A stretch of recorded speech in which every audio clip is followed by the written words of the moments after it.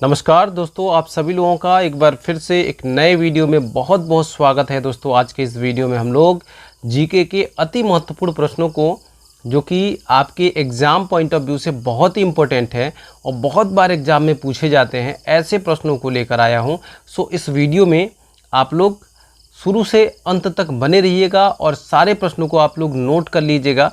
इसका PDF मैं अपने टेलीग्राम चैनल पे अपलोड कर दूंगा।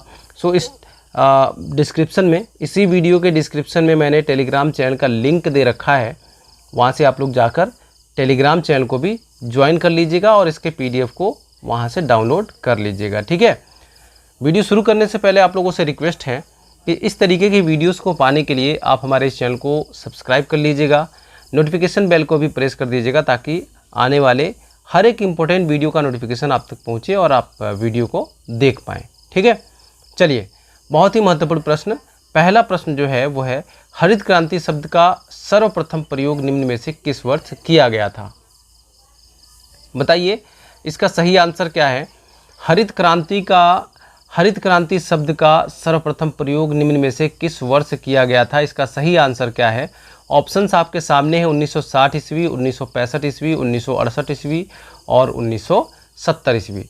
सही आंसर क्या है आप लोग कमेंट बॉक्स में ज़रूर बताइएगा। ठीक है, इसका सही आंसर मैं आपको बता देता हूँ, ऑप्शन नंबर सी है 1968 ईस्वी में। ठीक है, 1968 ईस्वी में। अगला प्रश्न है, हरित क्रांति शब्द का प्रयोग सर्वप्रथम किस वैज्ञानिक द्वारा किया गया था? ठीक है, तो 1968 में तो इसका सर्वप्रथम इसका प्रयोग किया गया था हरित क्रांति शब्द का, लेकिन किस वैज्ञानिक द्वारा किया गया था? तो इसका राइट आंसर आपके इन्हीं चार ऑप्शंस में से हैं। क्वेश्चन नंबर 2 है, doctor William Gate, doctor Norman E Borlaug, doctor MS Swaminathan, doctor Verghese Kurien. ठीक है, चलिए इसका जो सही आंसर है वो है option number A, doctor William Gate. ठीक है, हरित क्रांति शब्द का प्रयोग सर्वप्रथम किस वैज्ञानिक ने किया था? डॉक्टर विलियम गेट ने किया था। ठीक है, अगला प्रश्न, भारत में हरित क्रांति की शुरुआत कब की गई थी? 1962 में, 1965 में, 1966 में या 1968 ईस्वी में? सही आंसर क्या है आपको जवाब देना है। ठीक है, सही आंसर क्या है आपको जवाब देना है, कमेंट बॉक्स में आपको बताना है। भारत में हरित क्रांति की शुरुआत किस वर्ष हुई थी? यहाँ पे चार ऑप्शंस दिए हैं आपके सामने, 1962, 1965, 1966, 1968। सही आंसर है ऑप्शन नंबर सी, 1966 में हुई थी। कब हुई थी? इसकी शुरुआत कब हुई थी? तो 1966 ईस्वी में हुई थी। अगला प्रश्न है, भारत में कृषि क्रांति की शुरुआत किस प्रजाति के बीज के साथ हुई थी? कौन से प्रजाति का बीज था जिसके साथ में भारत में कृषि क्रांति की शुरुआत हुई थी? मटर, चना, गेहूं, जौ। सही आंसर क्या है इसका? इसका सही आंसर है ऑप्शन नंबर सी, गेहूं। गेहूं के साथ में हुई थी। ठीक है, भारत में कृषि क्रांति की शुरुआत किस प्रजाति के बीज के साथ में हुई थी? तो गेहूं के प्रजाति के बीज के साथ में हुई थी। अगला प्रश्न, भारत में हरित क्रांति की शुरुआत किस फसल से हुई थी? ऑप्शंस हैं रबी, जायद, खरीफ और ऑप्शन नंबर डी है ए और बी। तो इसका सही आंसर है, भारत में हरित क्रांति की जो शुरुआत हुई थी किस फसल से हुई थी? तो खरीफ के फसल से हुई थी। ऑप्शन नंबर सी जो है यहाँ पे सही है। अगला प्रश्न देखते हैं, निम्न में से कौन सा हरित क्रांति का नकारात्मक प्रभाव है? अब देखिए, अभी तक हम लोग समझते थे हरित क्रांति का फायदा ही फायदा है, लेकिन उसका नुकसान भी है। ठीक है, उसका नुकसान क्या है?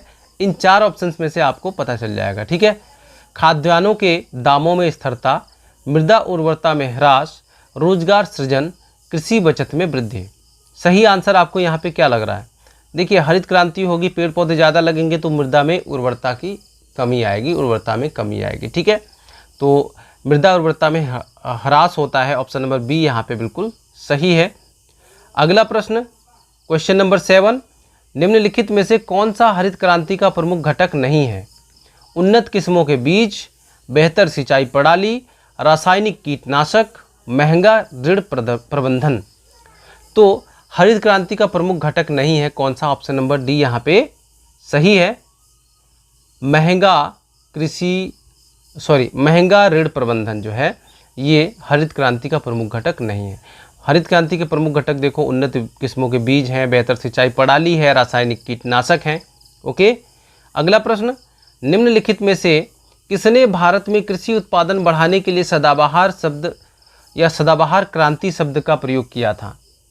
ऑप्शंस आपके सामने, doctor William Gate, doctor Norman E Borlaug, doctor MS. Swaminathan, doctor Verghese Kurien. सही आंसर क्या है? इसका सही आंसर है option number C, doctor MS. Swaminathan.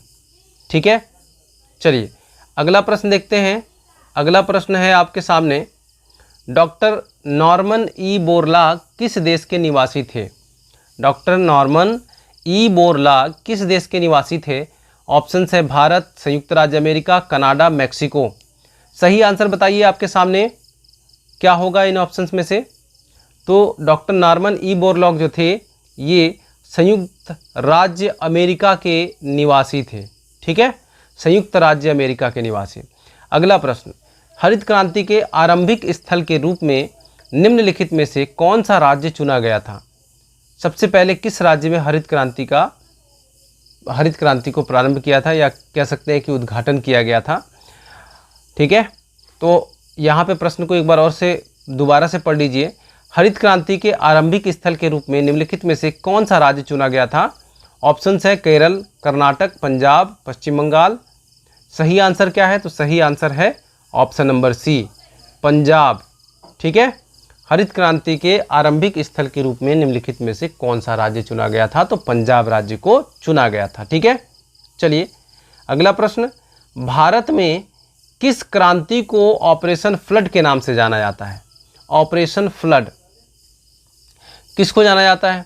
हरित क्रांति को, श्वेत क्रांति को, भूरी क्रांति को, नीली क्रांति को, किसको जाना जाता है? तो इसका जो सही आंसर है ऑप्शन नंबर बी है, श्वेत क्रांति। ठीक है, ये दुग्ध उत्पादन से संबंधित है।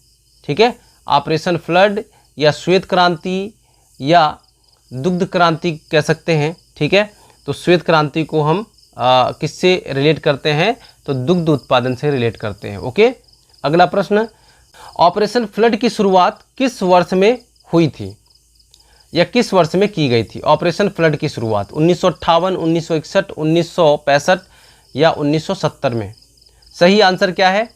अगर आपको पता है तो कमेंट बॉक्स में ज़रूर जवाब दीजिएगा। ओके, यहाँ पर ऑप्शन नंबर डी जो है वो करेक्ट हो जाएगा। 1970 ईस्वी में ऑपरेशन फ्लड की शुरुआत की गई थी। निम्नलिखित में से कौन भारत में ऑपरेशन फ्लड के सूत्रधार हैं या श्वेत क्रांति के सूत्रधार हैं? इनमें से कौन? ये 4 वैज्ञानिकों का नाम लिखा है, doctor Verghese Kurien, doctor William Gate, doctor Norman E Borlaug, doctor R.K.V. Rao. बताइए इसका सही आंसर क्या है? तो भारत में ऑपरेशन फ्लड के सूत्रधार हैं डॉक्टर वर्गीस कुरियन। बहुत ही इंपॉर्टेंट प्रश्न है, बहुत ही इंपॉर्टेंट। ठीक है, अगला प्रश्न है, ऑपरेशन फ्लड श्वेत क्रांति किससे संबंधित है? ऑपरेशन फ्लड या श्वेत क्रांति? श्वेत जो हमारा जो दूध होता है, दुग्ध होता है, मिल्क होता है, वो किस कलर का होता है? श्वेत रंग का होता है, सफ़ेद रंग का होता है। ठीक है, इसलिए उसको श्वेत क्रांति कहते हैं, उसके उत्पादन को। तो ऑपरेशन फ्लड जो है या उसी को श्वेत क्रांति कहते हैं, किससे संबंधित है? तो दुग्ध उत्पादन से संबंधित है। ऑप्शन नंबर बी जो है सही है। ठीक है, चलिए अगला प्रश्न देखते हैं। निम्नलिखित में से किस वर्ष मिलिट्री डेयरी फार्म की स्थापना की गई थी? मिलिट्री डेयरी फार्म की स्थापना कब की गई थी? ऑप्शन है 1870 में, 1875, 1880, 1889। सही आंसर है 1889 ईस्वी में की गई थी। ठीक है, भारत में पशु गणना कितने वर्षों में होती है? भारत में पशु गणना कितने वर्षों में होती है? ऑप्शन है 2, ऑप्शन नंबर बी है 3, ऑप्शन नंबर सी है 4, ऑप्शन नंबर डी है 5। तो भारत में पशु गणना की जाती है प्रत्येक 5 वर्षों में। कितने वर्षों में? 5 वर्षों में की जाती है। निम्नलिखित में से किस वर्ष में भारत में सघन पशु विकास कार्यक्रम चलाया गया था? बताइए सही आंसर क्या है? किस वर्ष में चलाया गया था? तो इसका ऑप्शन नंबर सी जो है वो करेक्ट है, 1964-65 ईस्वी में। कौन से सन में? 1964-65 ईस्वी में। ठीक है, कमेंट करके बताइएगा ये वीडियो आपको कैसी लग रही है। वीडियो को अभी तक आपने लाइक नहीं किया तो वीडियो को लाइक जरूर कर दीजिएगा। ठीक है, भारत में राष्ट्रीय दुग्ध दिवस कब मनाया जाता है? भारत में राष्ट्रीय दुग्ध दिवस कब मनाया जाता है? तो 26 नवंबर को मनाया जाता है। ऑप्शन नंबर सी जो है यहाँ पे करेक्ट आंसर है। ठीक है, 26 नवंबर को मनाया जाता है। 26 नवंबर को किस वैज्ञानिक का जन्म दिवस होता है? उनके जन्म दिवस को ही हम लोग राष्ट्रीय दुग्ध दिवस के रूप में मनाते हैं। तो यहाँ पर जो राइट आंसर है ऑप्शन नंबर सी यहाँ पे सही है, 26 नवंबर को। और किस वैज्ञानिक के जन्म दिवस को हम राष्ट्रीय दुग्ध दिवस के रूप में मनाते हैं? तो डॉक्टर वर्गीज कुरियन के जन्म दिवस को। ओके, डॉक्टर वर्गीज कुरियन यहाँ पे राइट आंसर है। अगला प्रश्न, निम्नलिखित में से किस देश का दुग्ध उत्पादन में विश्व में प्रथम स्थान है? कौन सा देश प्रथम है दुग्ध उत्पादन में? ऑप्शन से संयुक्त राज्य अमेरिका, पाकिस्तान, भारत, न्यूजीलैंड।